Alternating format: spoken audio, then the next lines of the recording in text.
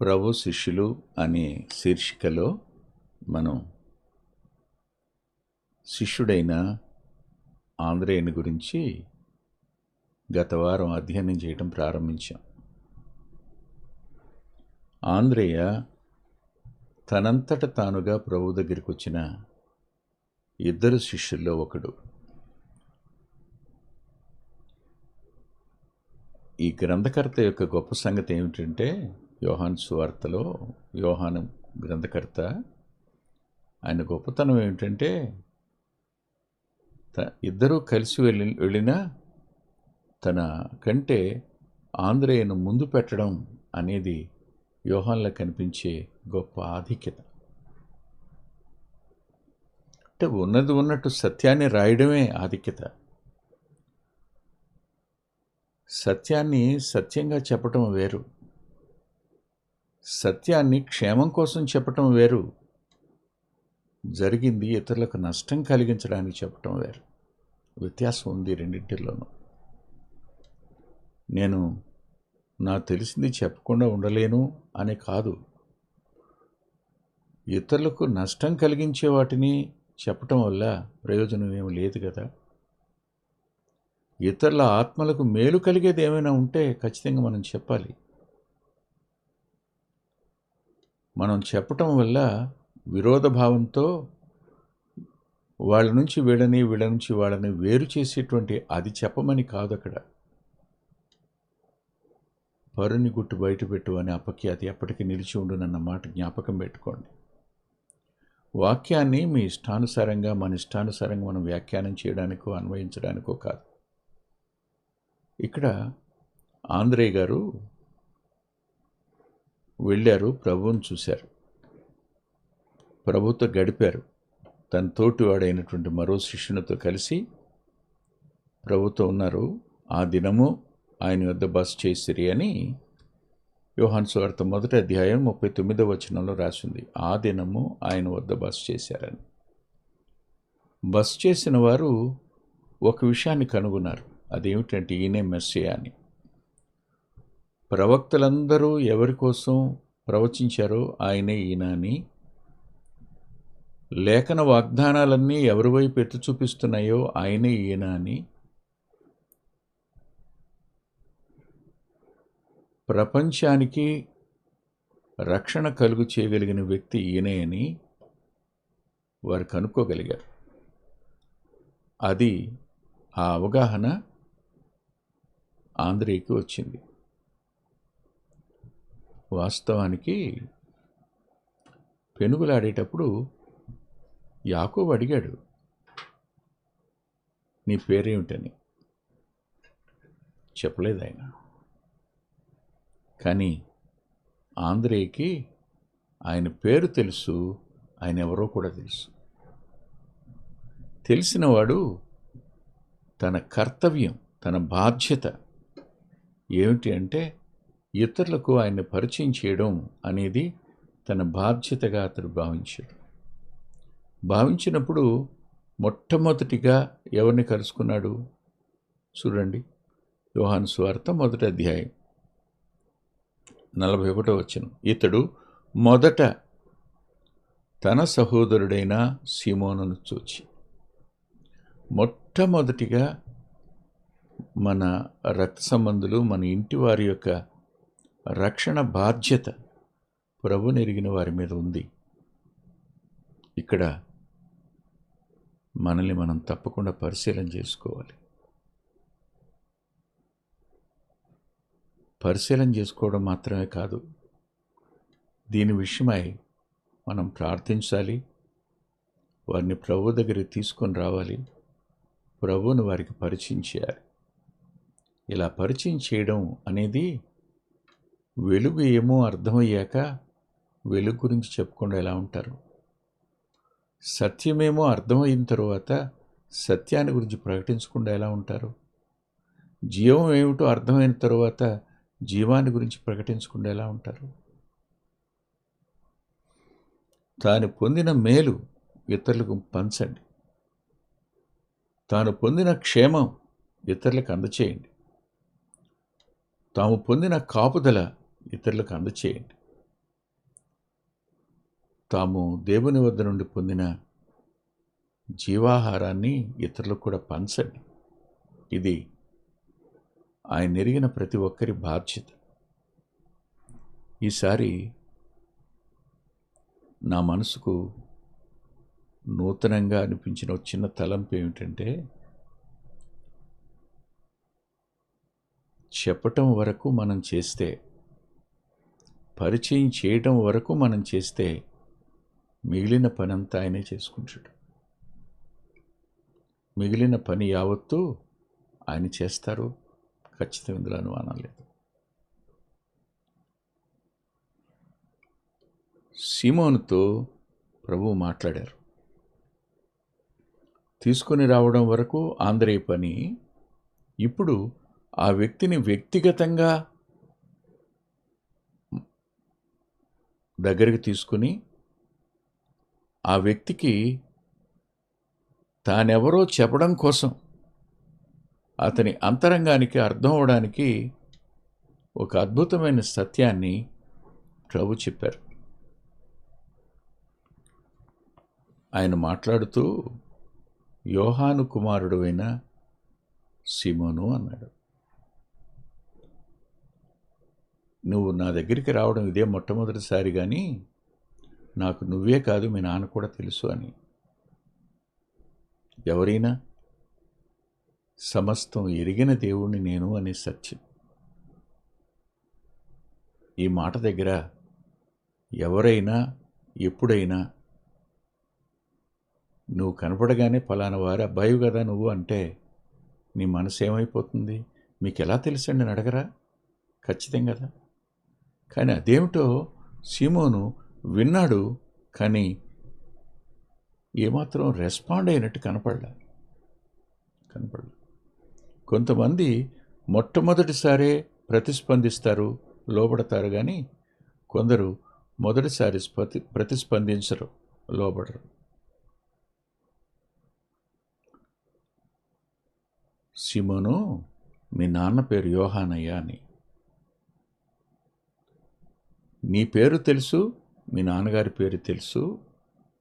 ఇవాళ నీ పేరు సీమోను, కానీ రేపు నీ పేరు కేఫా అనబడుతుంది, పేతురు అనబడుతుందయ్యా అన్నాడు.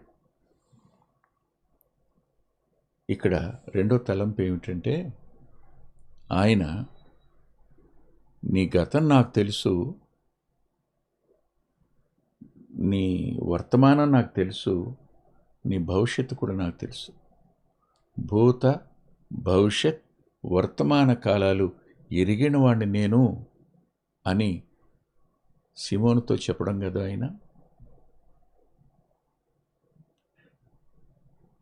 మీ నాన్న నీ గతం, ఇప్పుడు నువ్వు సీమోను, ఇది వర్తమానం. రేపు నీవు కేఫా, పేతురు అనబడతావు, అది రేపు నీ భవిష్యత్తు. అంటే భూత భవిష్యత్తు వర్తమాన కాలాలు ఎరిగిన వాడినే కాదు, అవన్నీ నా చేతుల్లోనే ఉన్నాయి. కాలగతులన్నీ నా చేతుల్లోనే ఉన్నాయి. నేను సమస్తాన్ని నిర్వహిస్తున్నవాణ్ణి. ఈ ఆలోచన ఇక్కడ స్పష్టంగా కనిపించింది.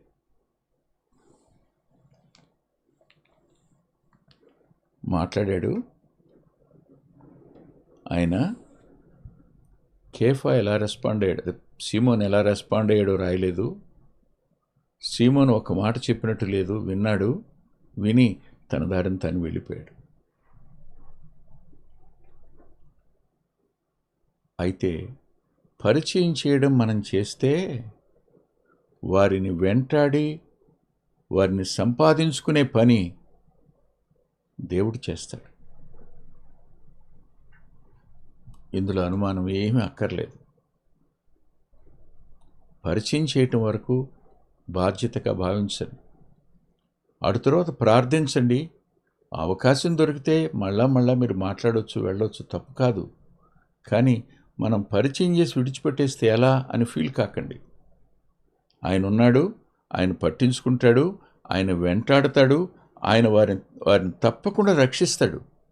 ఇది మన అంతరంగంలో ఉండవలసిన నిరీక్షణ.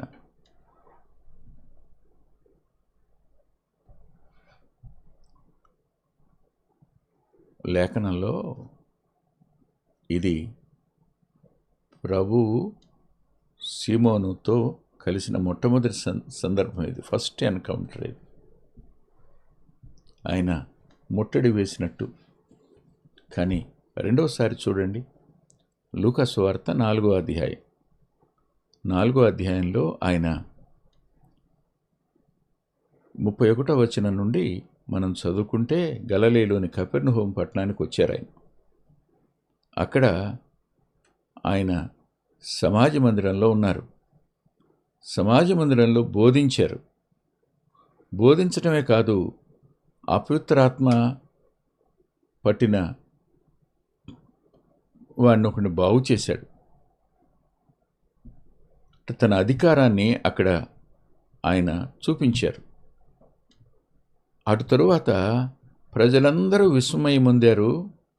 ఆయన గురించిన సమాచారం ఆ ప్రాంతమంతా వ్యాపిస్తూ ఉండగా 38వ వచనంలో, లూకా సువార్త 4:38లో ఆయన సమాజ మందిరములో నుంచి లేచి సీమోను ఇంటికి వెళ్ళారు.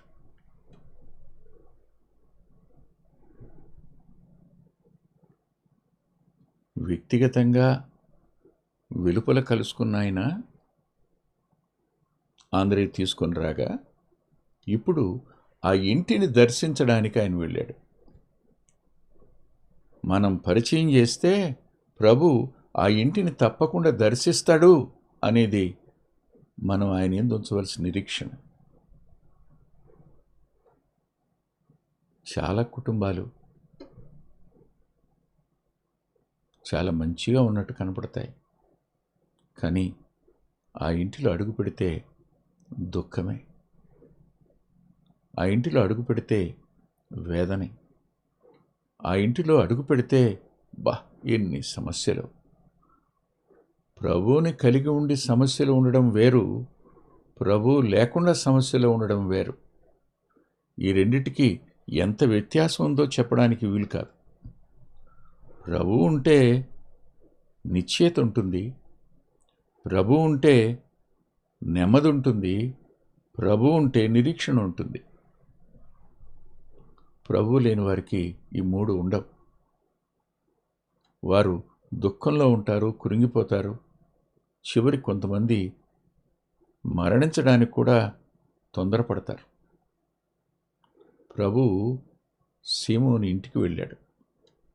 నాకు ఇక్కడ సీమోన్లో కనిపించిన గొప్ప సంగతి ఏమిటంటే, ఇల్లు సీమోనుదే, కానీ భార్య తల్లి ఆ ఇంటి ఉంది.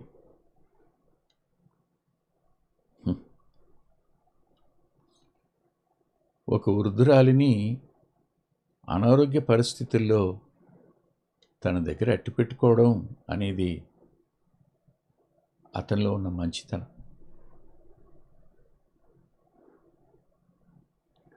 ఆమె బాలేదు. ప్రభు ఆ ఇంటికి వెళ్ళారు. ఎందుకు వెళ్ళారు? ఒక దైవ సేవకుడు చాలా సంవత్సరాల క్రితం చదివిన భాగంలో ఇలా అన్నాడు, సమాజ మందిరంలో అపవిత్రాత్మ పట్టినవాడున్నాడు, ఇంటిలో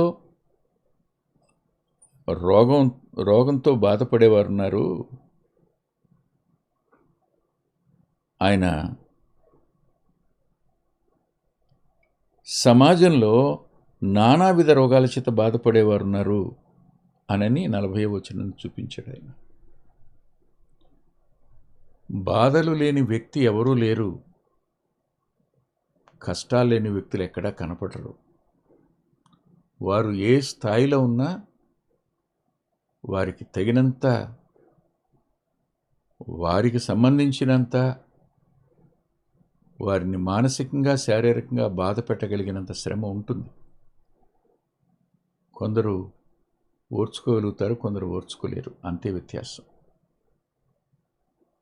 సమాజ మందిరంలోనైనా, ఇంటిలోనైనా, సమాజంలోనైనా, ఎక్కడైనా ఖచ్చితంగా సమస్యలు లేకుండా ఎక్కడా లేవు, ఉన్నాయి. కానీ ప్రభు ఉంటే, ప్రభు లేకపోతే ప్రభువు అంతటా వ్యాపించి ఉన్నాడు కాదనడంలా. ప్రభువు నీకు యజమాని అయితే, నీ ఇంటికి యజమాని అయితే ఆ పరిస్థితులు వేరుగా ఉంటాయి. ఇవాళ కాకపోతే రేపైనా పరిష్కారాన్ని మనం చూస్తాం. ఆయన ఏం చేసినా మన మేలు కోసం చేస్తాడని ఓ సంతృప్తి, నిరీక్షణ, నిశ్చయత ఉంటాయి. ఆయన వెళ్ళి సీమోను అత్త తీవ్రమైన, అది పదం, తీవ్రమైన అంటే అది కామన్ ఫీవర్ కాదనమాట. సామాన్యమైన జ్వరం కాదది, తీవ్రమైన జ్వరం. తీవ్రమైన జ్వరం మీరు ఊహించండి. జ్వర తీవ్రత పెరుగుతూ ఉంటే మనిషి ఎలా ఉంటాడు? అది తీవ్రంగా పెరిగితే ఎలా ఉంటాడు? వైద్యుల వద్దకు పిల్లల్ని తీసుకుని వెళతాం. ఏమ్మా 102 దాటుతా ఉంది, నువ్వు తల్లివేనా? చూస్తే ఎలా ఊరుకుంటున్నావు? తడిగుడ్డన్నా వేయాలి కదమ్మా నొసటి మీద, లేకపోతే ఫిట్స్ వస్తాయి అని వైద్యులు గద్దిస్తారు. అంటే జ్వర తీవ్రత మనిషిని అతని ఆధీనంలో లేకుండా చేస్తుంది. జ్వరమే కదా, ఏముందలే అనుకోకండి మీరు. అక్కడ రాశాడు తీవ్రమైన జ్వరము చేత అనే పదం. ఆమె తన స్వాధీనంలో తానుండదు.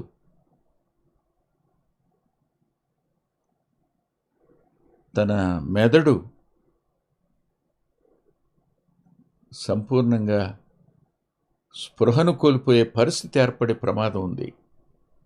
అక్కడికి ఆయన వెంటనే లేచి అనే పదం, లేకపోతే ఆయన సమాజ మందిరంలో నుండి లేచి అనే పదం. అంటే అక్కడ అయిపోయింది, వెంటనే లేచాడు ఆయన. లేచి వెంటనే అనే పదం రాయలేదు, కానీ ఆయన సమాజ మందిరంలోంచి లేచి సీమోని ఇంటి వైపుకు నడిచి వెళ్ళారు. ఎవరు తీసుకుని వెళ్ళారు?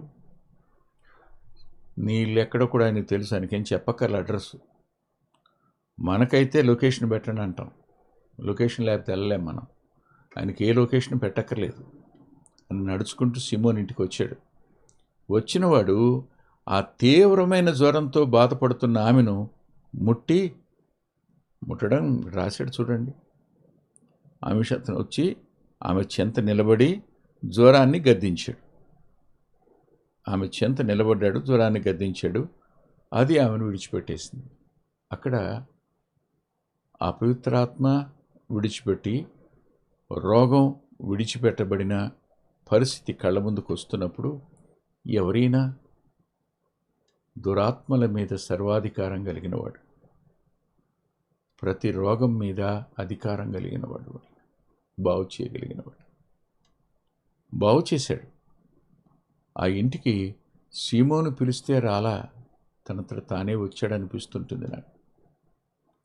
ఒకవేళ సమాచారం ఎవరని చెప్పినా వెంటనే స్పందించే మనసు నా ప్రియరక్షకుడికి ఉంది. కానీ పరిచయం చేసిన ఆంధ్రేయ పరిచయం చేసిన వ్యక్తికి ఏ అవసరత ఉందో ఆ అవసరతకు తగిన పరిష్కారం చేయడానికి ఆయన తానే బయలుదేరొచ్చాడు. వచ్చినవాడు ఆమెను ముట్టాడు, ఆ జ్వరాన్ని గద్దించాడు. లేఖనంలో ఆమె ఇంకో చోట అది కూడా ఉంటుంది. వెంటనే ఆమె లేచి వారికి ఉపచారం చేసిందని రాశాడు.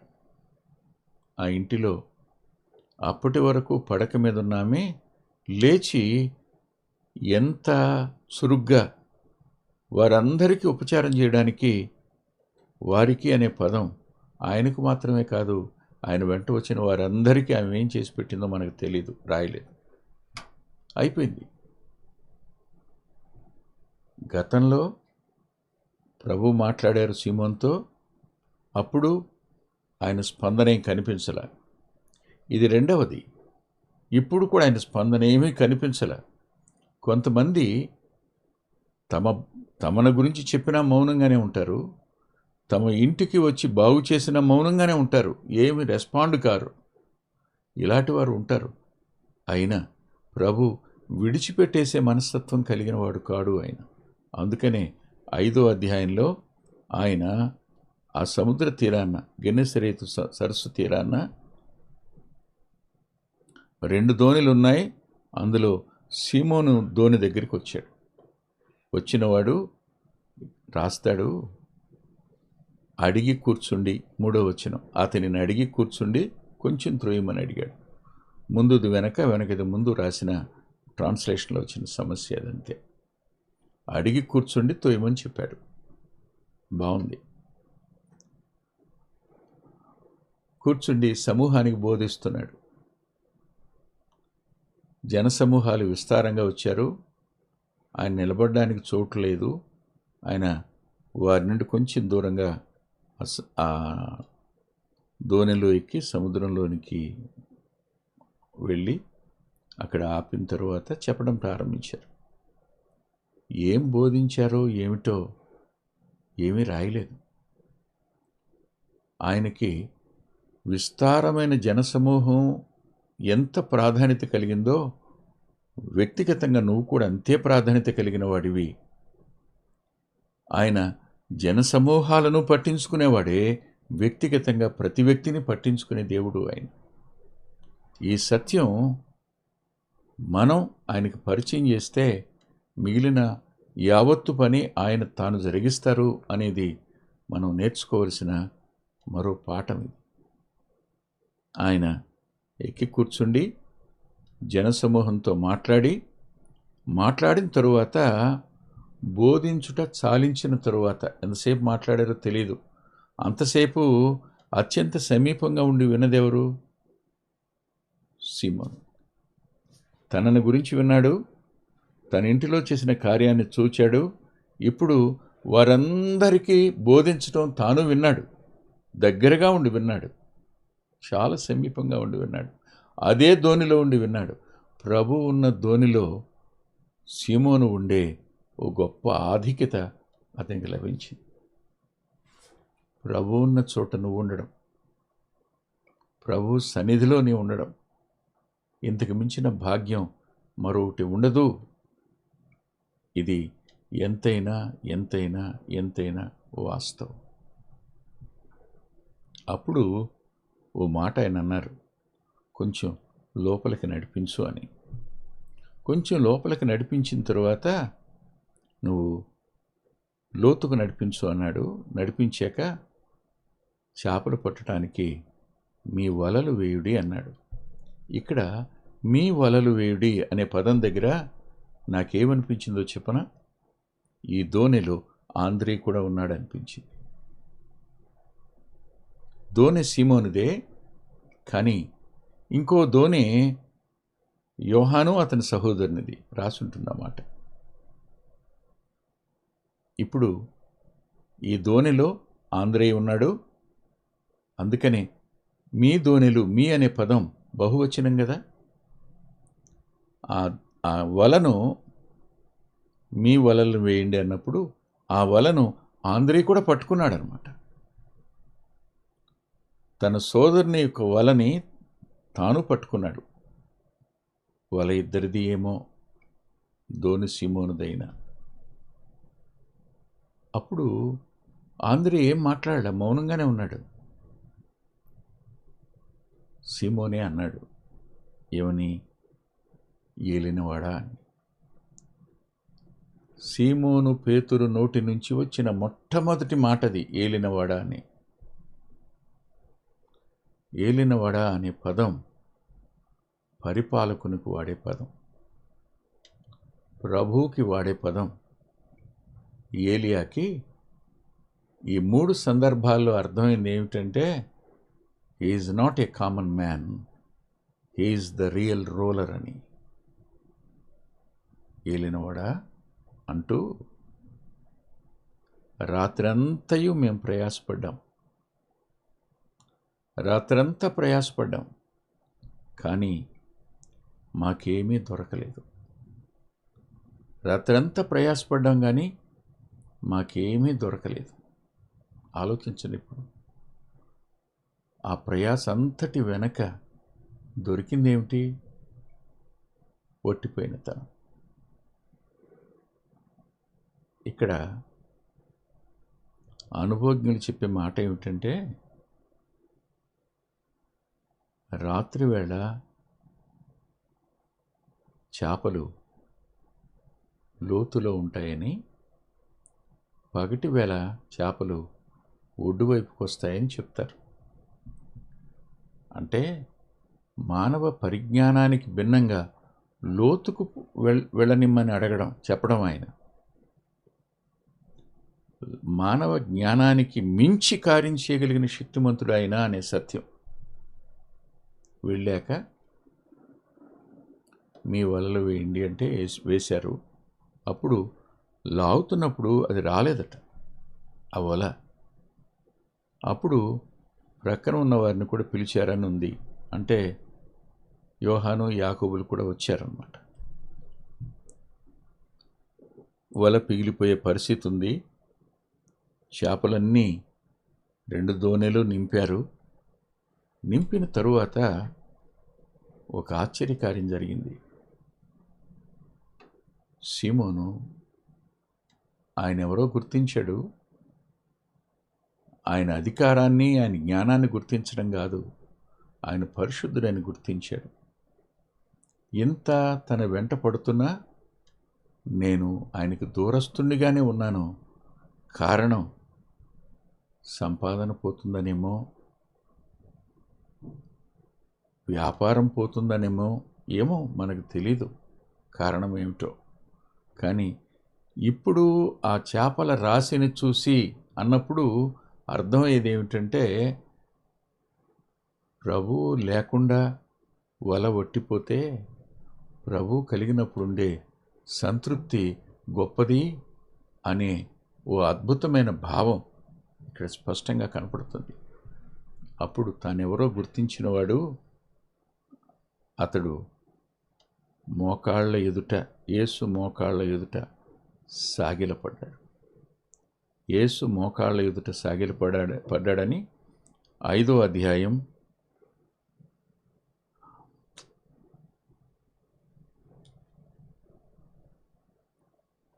8వ వచనం రాసింది. అప్పుడు ప్రభువా అన్నాడు. ఏలినవాడా, ప్రభువా నన్ను విడిచివెళ్ళు, నేను పాపాత్ముణ్ణి, నీతో ఉండడానికి తగినవాణ్ణి కాను అని తన జీవితాన్ని ప్రభు పాదాల దగ్గర సమర్పించుకున్నట్టు కనిపిస్తుంటుంది. వెళ్ళిపోను, నాతో ఉండొద్దు అని కాదు అక్కడ అర్థం. తానెవరో గుర్తించాడు, ప్రభు ఎవరో గుర్తించాడు, నీతో ఉండా నేను అర్హుని కాను అన్నాడు.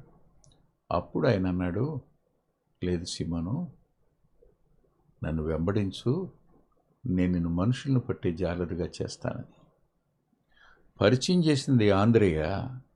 వెళ్ళి ఆ వ్యక్తిని సంపాదించింది ప్రభు. నేటికి ఆ కార్యం చేయడానికి ఆయన సమర్థుడే. కానీ రక్త సంబంధుల విషయంలో మన వంతు బాధ్యత మనం చేస్తున్నామో లేదో అనేది పరిశీలన చేసుకోవాలి. ఆయన చిందించిన రక్తం, ఆయన మరణ పునరుద్ధానాలు ఇవెంత విలువైనవో అర్థమైతే తప్పకుండా ప్రభువుని వారికి పరిచయం చేయకుండా ఉండవు. ప్రభు వారి జీవితాలు తప్పకుండా కార్యం చేస్తాడు. తల్ల ఉంచి ప్రార్థన చేసుకుందాం. ప్రేమగల మా ప్రియ తండ్రి, పరిశుద్ధుడు అయిన గొప్ప దేవ, ఎంతైనా నమ్మదగిన వారు మీరు, కృపగలిగిన వారు కూడాను. విన్న మా ప్రియుల అంతరంగాలను మీరు ఆదరించి బలపరిచి కృప చూపించమని యేసు క్రీస్తు ప్రభు వారి పేరట ప్రార్థిస్తున్నాం తండ్రి. ఆమేన్. ప్రభు చిత్తమైతే ఆదివారం ఉదయం 9:30 గంటలకి లైవ్లో కలుసుకుందాం. దేవుడు మిమ్మల్ని దీవించునుగాక.